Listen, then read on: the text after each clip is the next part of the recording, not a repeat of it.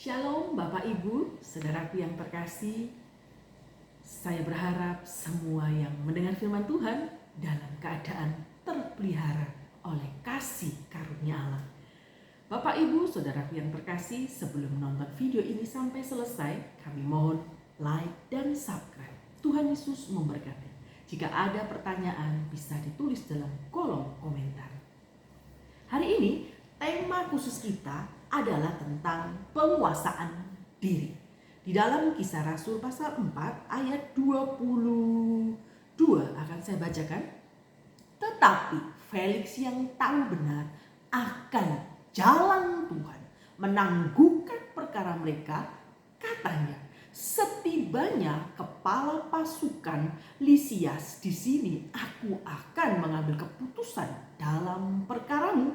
Lalu ia menyuruh perwira itu tetap menahan Paulus, tetapi dengan tahanan ringan, dan tidak boleh mencegah sahabat-sahabatnya melayani dia. Ayat 23.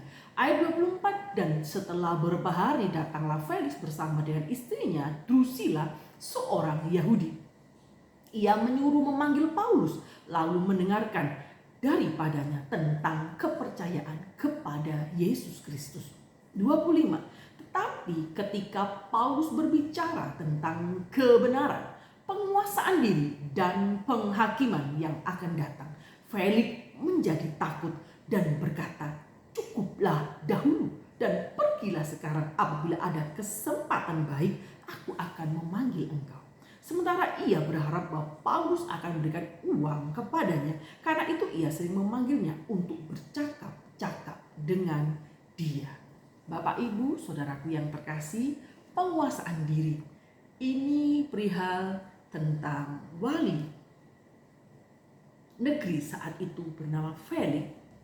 Dalam zaman yang mengedepankan kebebasan sekarang ini, segala bentuk keterbukaan dan eksplorasi diri yang begitu dijunjung tinggi, norma dilanggar, batasan dilangkahi. Salah satu hal yang penting di sini adalah penguasaan diri tentunya. Bapak Ibu, saudaraku yang terkasih, kebebasan seksual dibanggakan di era-era zaman sekarang. Mereka dengan bangga membicarakan penyimpangan seksual di media sosial. Ketamakan dipamerkan, gaya hidup yang konsumtif menjadi ikon budaya masa kini. Ekspresi dari semua orang di dunia ini seringkali tidak terkontrol. Kenapa? Karena tidak punya penguasaan diri. Gaya hidup konsumtif itu seakan-akan menjadi tuntutan hidup bagi orang-orang di zaman modern sekarang ini. Bepergian di media sosial, diupload bepergian, makan dan sebagainya. Ya nggak apa-apa ya Bapak Ibu saudaraku. Saya juga sering kalau bepergian mengupload ya Bapak Ibu. Tetapi jangan bersifat terlalu konsumtif. Jangan terlalu memamerkan segala sesuatu yang kita miliki. Kadangkala pamer itu butuh biaya. Kadang-kadang biayanya itu sampai ngutang-ngutang hanya demi pamer. Ini yang sangat disesalkan. Khotbah hari ini kita akan berbicara tentang penguasaan diri. Salah satu buah roh yang terakhir. Ingat, satu buah 9 rasa. Yaitu yang terakhir, penguasaan diri.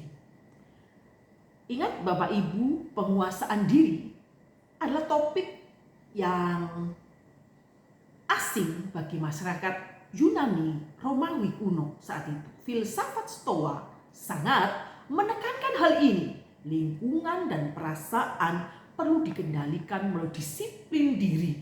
Beberapa filsuf dan penulis terkenal kuno menjadikan penguasaan diri sebagai salah satu elemen moralitas yang paling penting saat itu. Orang yang mampu menguasai keinginannya di dalam dan godaan yang di luar itu adalah orang yang dewasa. Jika topik ini bukan hal yang baru sebenarnya, ya, kalau Bapak Ibu melihat sebenarnya ini bukan hal yang baru. Paulus pernah mengajarkan secara ulang kepada Felix. Jawabannya terletak pada keunikan konsep Kristiani tentang penguasaan diri. Penguasaan diri di sini berbeda dengan filsafat Stoa, ya Bapak Ibu. Penguasaan diri di sini di kekristenan itu kita akan melihat perbedaannya dengan filsuf Yunani kuno Stoa. Ingat Bapak Ibu, yang pertama adalah penguasaan diri dan kebenaran. Ini harus digabungkan, penguasaan diri dan kebenaran. Kata penguasaan diri ini dilekatkan dengan kebenaran. Tampaknya bukan hal yang aneh. Petrus juga menasihati jemaat agar menambahkan pengetahuan mereka dengan penguasaan diri. Ingat ya Bapak Ibu, 2 Petrus pasal 1 ayat yang ke-6. Jadi penguasaan diri itu bukan masalah perasaan dan kehendak saja, melainkan pemahaman. Ini tentang suatu konsep, bukan sekedar disiplin diri atau pengontrolan emosi. Kalau di dalam kekristenan, penguasaan diri itu selalu dihubungkan dengan namanya kebenaran. Kebenaran yang bagaimana? Ya, kebenaran Injil Kristus. Kebenaran di dalam salib Kristus. Seorang pengikut Kristus, seseorang yang tinggal dalam kebenaran. Ya, inilah, maka penguasaan diri perlu ditambahkan di dalam saat kita mengenal kebenaran. Belajar firman Tuhan pun harus disertai penguasaan diri supaya kita tidak menjadi sombong, merasa diri lebih hebat daripada orang lain. Bapak Ibu Saudaraku, kebenaran yang dimaksudkan Paulus itu merujuk pada ajaran kekristenan secara lebih spesifik tentunya. Merujuk pada jalan Tuhan. Petunjuk lain untuk ini ada di Kisah Rasul pasal 13 ayat 10. Kalau Bapak Ibu Saudaraku mau membaca di sana, Paulus menegur Elimas, tukang sihir, dengan kalimat, engkau musuh segala kebenaran di kayu sune. Artinya kebenaran itu di kayu sune, tidaklah engkau akan berhenti membelokkan jalan Tuhan yang lurus. Ya Bapak Ibu, jalan Tuhan dengan kebenaran adalah sinonim. Ya Bapak Ibu ya, persamaannya. Bapak Ibu Saudaraku, ingat penguasaan diri dan pemahaman tentang kebenaran itu sangatlah diperlukan di dalam pengenalan kita akan Tuhan Yesus Kristus. Walaupun penguasaan diri diajarkan dalam filsafat dan moralitas Yunani kuno, penguasaan diri secara Kristiani jelas berbeda. Bedanya apa? Karena penguasaan diri dan kebenaran ini yang berbeda. Kebenaran ini jalan Tuhan. Jalan Tuhan, kebenaran itu berbicara tentang salib Kristus, pemberitaan firman Tuhan, memberitakan Kristus Yesus. Dialah Allah yang mau berinkarnasi menjadi manusia, menebus dosa kita semuanya. Bapak Ibu Saudaraku, kemenangan Kristus atas dosa ini menjadi sumber kemenangan pengontrolan diri kita, orang-orang yang percaya. Jadi persandaran pada Roh Kudus itu akan menghasilkan yang namanya penguasaan diri yang lebih besar. Tidak hanya menahan emosi saja, tidak hanya menahan rasa mangkel saja, tetapi penguasaan diri ini dihubungkan dengan jalan Tuhan, dihubungkan dengan kebenaran Allah. Tanpa persandaran kita kepada kuasa Roh Kudus, kita tidak bisa menghasilkan buah roh. Salah satunya ialah yaitu adalah penguasaan diri.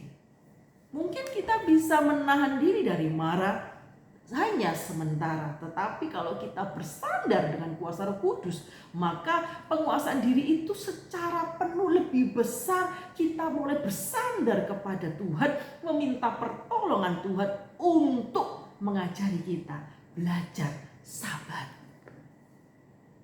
Kedua, Bapak Ibu Saudaraku perlu ingat penguasaan diri dan penghakiman. Ini yang berbeda dengan filsuf Yunani, Stoa itu ya Bapak Ibu ya. Perbedaan di sini adalah penguasaan diri itu dihubungkan dengan kebenaran. Yang kedua, penguasaan diri dihubungkan yang namanya penghakiman. Diskusi seputar penghakiman itu terlihat secara cukup ironis. Saat itu menjadi tersangka yang tertuduh siapa Bapak Ibu? Paulus di sana. Namun ia malah mengungkit masalah penghakiman di depan Felix. Menariknya, Felix justru merasa tertuduh, terpaksa melarikan diri dari Paulus. Tampaknya ya Bapak Ibu Saudaraku, pengadilan ilahi jauh lebih kuat daripada pengadilan duniawi. Felix merasa ketakutan dalam hidupnya. Ini orang yang paling penting ya di saat itu. Wali negeri. Paulus tampaknya tidak sekedar memikirkan penghakiman ilahi di akhir zaman tentunya. Ingat Bapak Ibu, Paulus sedang menegakkan kepastian dari penghakiman tersebut. Bukan masalah waktunya, saya pikir. Dalam ini telah menetapkan suatu hari di mana ia dengan adil di dalam kebenaran menghakimi dunia dan membangkitkan dia di antara orang mati. Hari kematian. Yesus mati di kayu salib, 3 hari kemudian dia bangkit. Ada banyak orang yang tidak mempercayai iman Kristen. Ya nggak apa-apa, itu haknya mereka.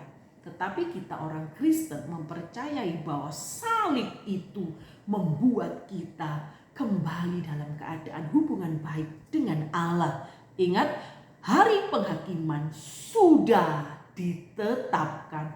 Hukuman tidak bisa dihindari. Dan kalaupun mungkin Bapak Ibu di dunia ini melakukan hal-hal yang sudah tahu firman Tuhan tapi melanggar, ya mesti Tuhan memberikan hukuman. Cuma kita tidak tahu. Yang tahu ya antara kita dengan Tuhan sebenarnya, kalau kita peka dengan hal itu. Ingat Bapak Ibu, kita harus tahu bahwa seseorang dikatakan tinggal dalam kebenaran, tinggal di dalam jalan Tuhan, kalau orang itu hidup di dalam kebenaran. Jadi tidak hanya sekedar tahu saja, Felix tahu kebenaran, Felix tahu jalan Tuhan, tetapi dia tidak mau hidup di dalam jalan Tuhan. Ya inilah yang membedakan kita dengan mereka. Respon Felix terhadap perkataan Paulus tentang kebenaran, penguasaan diri dan penghakiman ilahi ini mewakili penolakan orang-orang berdosa secara umum kepada firman Allah. Respon ini sekaligus memberikan peringatan yang serius tentang sikap yang benar terhadap firman Allah. Jadi kalau anak-anak Tuhan mendengarkan firman Allah, jika firman Allah itu menempah dirimu sedang menemplak dosa, jangan bermain-main dengan firman Allah, karena di sana ada kebenaran, juga ada penghakiman. Di sana Allah lebih banyak menuntut orang yang tahu daripada orang yang tidak tahu. Ingat, jangan bermain-main dengan dosa. Pertama, tidak cukup untuk mengetahui kebenaran. Saya sudah bilang tadi, singgung di awal. Kita tidak hanya cukup mengenal kebenaran saja dengan menghafal isi Alkitab, sehingga kita hafal ayat-ayat, tetapi kita tidak tinggal di dalamnya. Berarti kita bukan orang yang mengikuti jalan Tuhan.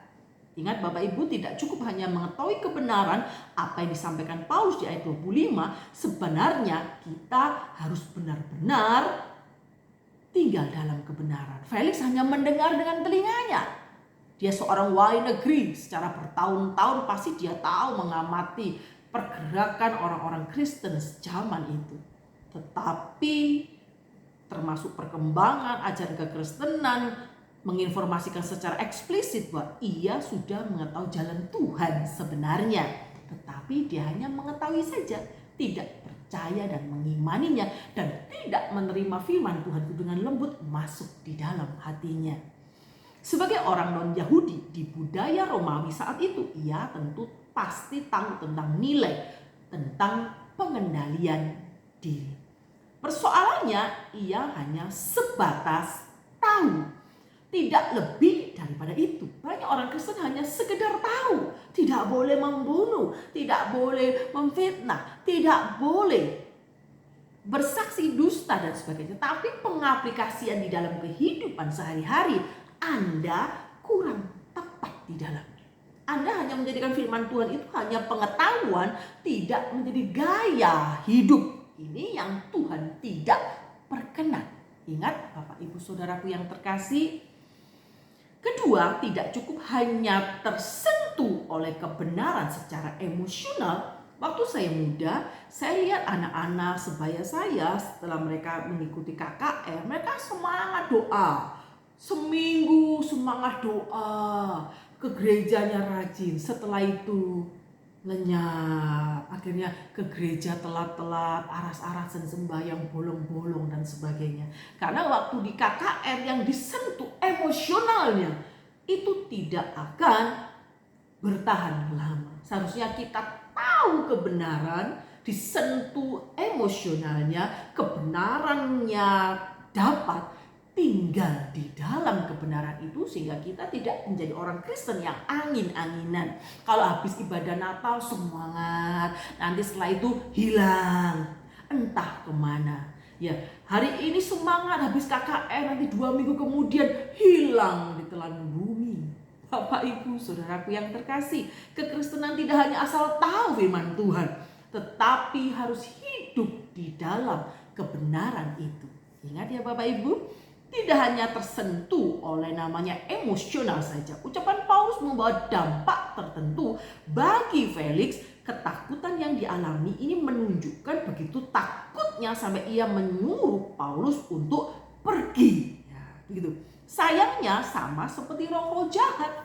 Mereka mendengar nama Yesus, mereka gemetar, mereka takut, tapi mereka tidak mau taat. Nah, kalau Bapak Ibu Saudaraku hanya tahu, gemetar dengan nama Yesus, hadirat Tuhan begitu menggetarkan jiwamu, tetapi Anda tidak hidup di dalam ketaatan, itu namanya pembohong, pendusta. Maka kita harus hidup dalam penguasaan diri dan kebenaran. Yang kedua, kebenaran harus dikaitkan dengan penghakiman, sehingga kita tahu batas-batas mana yang harus Anda lakukan, batas-batas mana yang harus Anda jauhi. Gitu ya Bapak Ibu Saudaraku.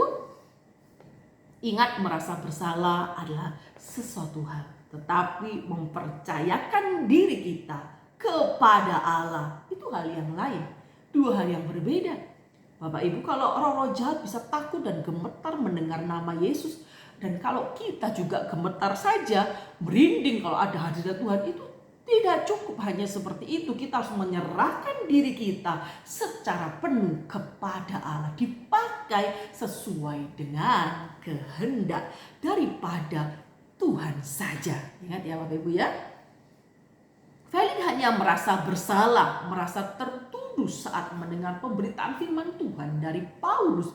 Padahal Felix tidak benar-benar ingin tahu sebenarnya. Dia hanya punya sesuatu di dalamnya. Dia hanya ingin uangnya Paulus. Tujuannya dia memanggil Paulus supaya nanti dia dapat uang dari Paulus. Ini agak tamak orangnya. Intinya di otaknya itu hanya duit, duit, dan duit saja Bapak Ibu. Ingat Bapak Ibu, dia hanya tersentuh secara emosional, tetapi tidak ada kelembutan untuk menerima firman Tuhan. Tapi Felix gemetar mendengar apa yang diutarakan Paulus tentang Injil Kristus. Tetapi kadang-kadang anak Tuhan berbeda. mendengar firman Tuhan dengan leha-leha, mendengar firman Tuhan tidak dengan sungguh-sungguh, mendengar firman Tuhan sambil memain HP, mendengar firman Tuhan tidak konsen kepada hamba Tuhan menyampaikan kebenaran, tetapi sibuk berpikir ini salah istri saya, ini salah anak saya, ini untuk dia, saya sudah lebih suci dan sebagainya. Padahal setiap firman Tuhan yang dibentangkan itu menelanjangi segala keburukan-keburukan kita supaya kita kembali ke jalan Tuhan. Ingat Bapak Ibu, kalau hanya merasa bersalah saja, banyak orang juga melakukan itu. Felix juga sama. Tapi kalau kita sebagai anak Tuhan mendengar firman Tuhan harus gentar. Dalam arti memang firman Tuhan itu berkuasa membangkitkan jiwa kita. Dalam arti kita tahu bahwa ini salah, ayo kembali. Nunggu apa? Kalau sudah penghakiman datang, sudah tidak ada waktu lagi Bapak Ibu. Ingat Bapak Ibu, kita jangan berpikir karena sudah punya Yesus maka hidup kita sembarangan. Saat Anda menerima Yesus sebagai Tuhan dan Juru Selamat, maka Anda hidup di dalam kebenaran. Tapi kalau Anda hidup di dalam keinginan Anda, berarti Anda belum menerima Yesus dengan sepenuh hati. Ingat Bapak Ibu Saudaraku, jangan mempermainkan Tuhan dalam setiap perilaku kita. Gitu ya Bapak Ibu Saudaraku. Merasa bersalah, memang banyak orang merasa bersalah, tetapi tidak dengan lemah lembut menerima firman Tuhan. Itu persoalannya. Ketiga yang diperlukan adalah pertobatan yang sungguh-sungguh. Bukan hari ini tobat, besok kumat. Ya Bapak Ibu ya, pertobatan yang sungguh-sungguh itu merasa di dalam diri ada dorongan dari kuasa Roh Kudus untuk menginsafkan kita. Jika ingin dihina orang, jika diledek orang, kita gak gampang tersulut emosi. Ingat, harus sabar. Yesus mengasihi aku harus mengasihi mereka. Harus ada sabar. Jadi penguasaan diri ini muncul saat Anda dekat dengan Sang Pencipta. Penguasaan diri ini muncul, buah roh ini, penguasaan diri ini muncul saat Anda hidup di dalam kebenaran, di kayu suni. Hidup di dalam jalan-jalan Tuhan. Ajarku menghitung hari-hari supaya aku beroleh hati yang bijaksana. Ya Bapak Ibu ya. Ingat Bapak Ibu, bukan cuma percakapan yang dilakukan Paulus dengan Felix tentunya, tetapi Felix sebenarnya punya maksud. Ada udang di balik batu, ingin uang dari Paulus tujuannya, karena biasa menerima uang suap dia ini. Masalahnya tanpa kebenaran tidak mungkin ada penguasaan diri. Ingat, tanpa kebenaran Anda tidak bisa menguasai diri Anda dengan sejati.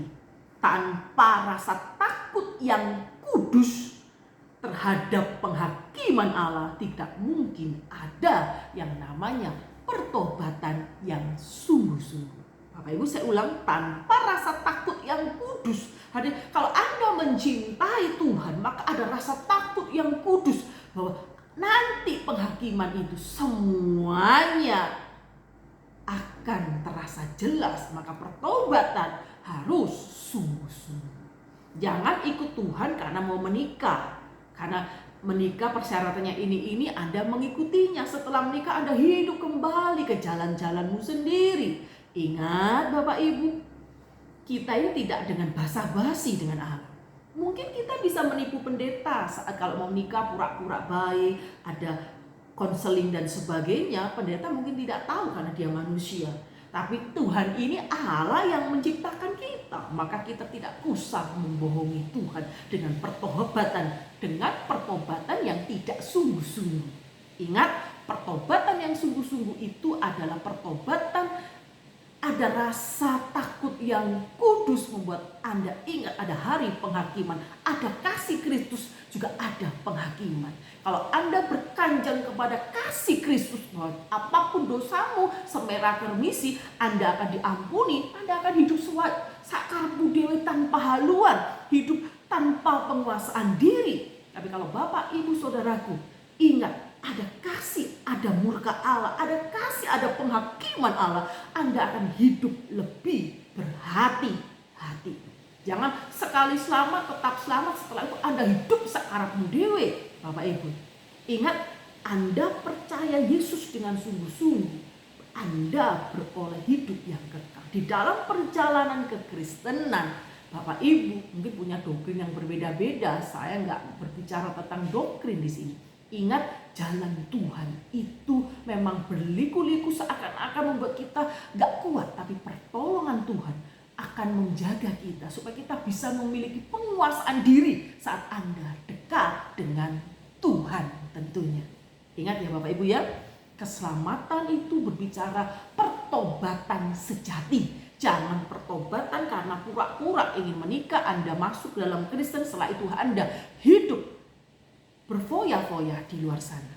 Kekristenan juga menolak ketamakan. Seperti Felix, mungkin dia mendengar kebenaran, tetapi dia lebih suka tamak. Banyak orang Kristen lebih suka di otaknya berpikir uang, dan uang, bagaimana mencari uang dari orang lain, sehingga memanipulasi orang lain. Bapak Ibu Saudaraku, ingatlah bahwa kasih itu harusnya mengalahkan ketamakan. Penguasaan diri saat Anda melayani Tuhan, maka Anda harus belajar firman Tuhan dengan baik. Dan saat Anda belajar semakin mengerti firman Tuhan, bukan Anda untuk berbangga, tapi penguasaan diri itu penting. Semakin mengerti harus semakin rendah. Merendahkan diri, harus menguasai diri supaya kita tampil tiada bercacat celah di hadapan Tuhan.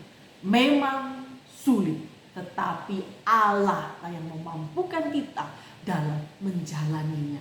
Hiduplah berjalan bersama Tuhan, bukan dengan kekuatan kita. Banyak orang melakukan kesalahan sama seperti yang dilakukan Felix. Penolakan terhadap kebenaran. Mendengarkan kebenaran sedikit, gak cocok, ini gak cocok, ini gak boleh, oh pendeta ini terlalu kolot dan sebagainya. Anda menolak kebenaran. Sebenarnya kebenaran itu didengarkan terlebih dahulu, didengarkan, hatinya harus lemah lembut menerima kebenaran firman Tuhan itu, sehingga kebenaran itu memerdekakan kita. Ingat ya Bapak Ibu ya, kebenaran itu mungkin membawa efek emosional tertentu dalam diri orang lain. Hanya saja mereka tidak mau kehidupan mereka terusik dengan kebenaran itu. Ada banyak orang tuh gak mau terusik dengan hobi-hobinya, kesenangannya dengan duniawi yang menimbulkan ikut Tuhan banyak aturan, ini gak boleh, akhirnya dia gak pernah ke gereja. Ingat Bapak Ibu, mereka tidak siap dengan konsekuensi kebenaran. Mereka tidak siap dalam menjalani transformasi bersama Tuhan.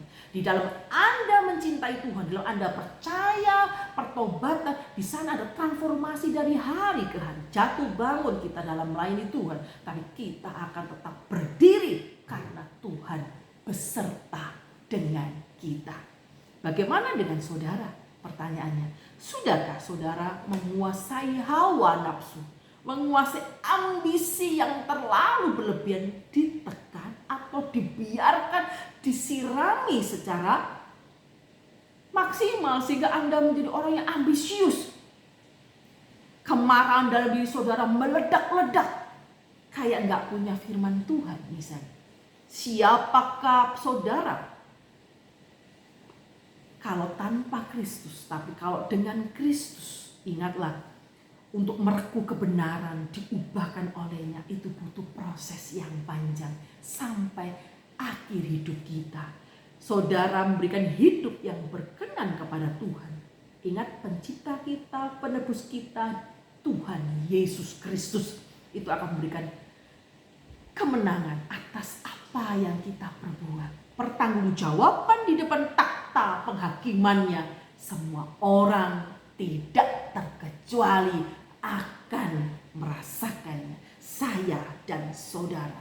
Maka Bapak Ibu saudaraku, kami menghimbau dari sini, menghimbau buat yang mendengar, kita harus belajar menguasai diri, hidup di dalam kebenaran, hidup di dalam jalan Tuhan, hidup dalam penguasaan diri. Ingat, ada penghakiman Tuhan.